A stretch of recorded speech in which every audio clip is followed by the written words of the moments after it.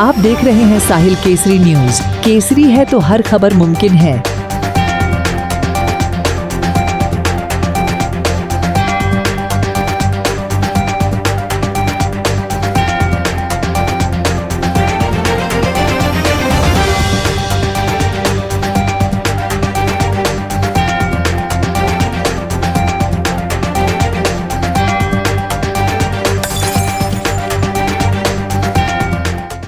लोकसभा चुनावों के बीच सरकार ने प्याज को लेकर एक बार अपना रुख बदल दिया है।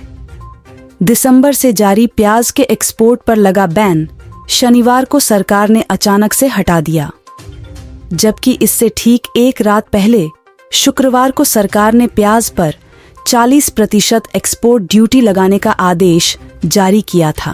केंद्र सरकारने आम्ही जी मागणी वारंवार करत होतो ती मान्य केली आहे आणि कांद्यावरची निर्यात बंदी आता केंद्र सरकारने परत घेतली आहे। यामुळे कांदा उत्पादक शेतकऱ्याला मोठा दिलासा मिळणार आहे।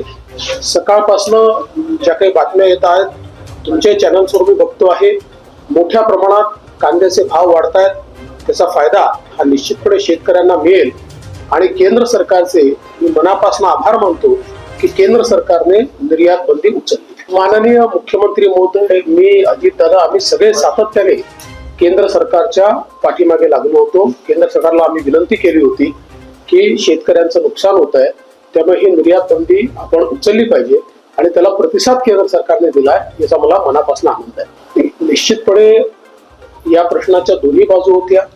एकीकडे देशामध्ये कांद्याचं उत्पादन कमी असताना तो निर्यात झाला आणि देशात कांद्याची कमतरता तयार झाली तर देशामध्ये आपल्याला अनेक वेळा मग अशी परिस्थिती येते की दुप्पट तिप्पट किमतीत बाहेरून कांदा आयात करावा लागतो आणि म्हणून केंद्र सरकार साधारणपणे प्रोडक्शन काय आहे, आपल्याला कन्झम्पशन आपलं किती आहे, कधी कुठलं प्रोडक्शन येणार आहे, याच्या आधारावर हे सगळे निर्णय घेत असते।